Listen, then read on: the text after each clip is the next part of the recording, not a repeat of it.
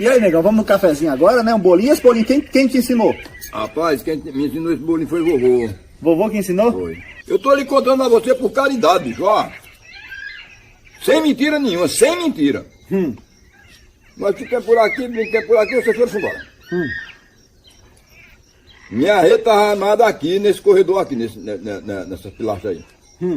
Eu recebendo, vendo o claro do refletor, o claro da fogueira e a quinturazinha da fogueira, quinturinha. Aí não, fiquei deitado aí, eu dormi aqui mesmo. Ah, tu dormiu aqui na rede? Dormi aí. Eu aqui não tenho canto certo para dormir aqui não. Aí me deitei. Meu amigo, quando foi lá para de madrugada, era de madrugada velha. Pronto. Aí eu tava deitado e vi aquele negócio arriado, com quem tinha sido a fogueira que tinha arriado, né? E vai queimando aí ela arreia de vez. Sei. Aí eu levantei a vista assim que eu olhei. Ô bicho, 3 fantasmas. Pronto. Pronto uma porra. Ô bicho, eu te digo a tu, ó. Eu até pensei que era garrota o cachorro que tava lá encostado.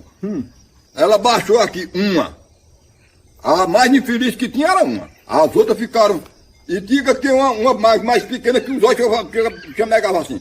A bicha ela pegou um monte de tição aqui. Nas mãos. Eu não sei como ela não se incendiou.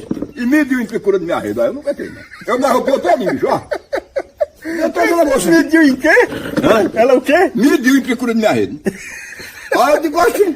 Quando eu olhei, eu digo, que peste é isso? Eu digo, opa, que negócio é isso aí? Quando disse assim, eu também que pulei da rede no chão, eu digo, eu vou pra dentro de casa, que minha faca estava aqui dentro de casa e tudo. Parti pra dentro de casa, quando eu cheguei aqui, que eu fiz essa manobrazinha aqui, eu olhei pra trás, nada. Canto mais limpo. Não vi, não tinha ninguém.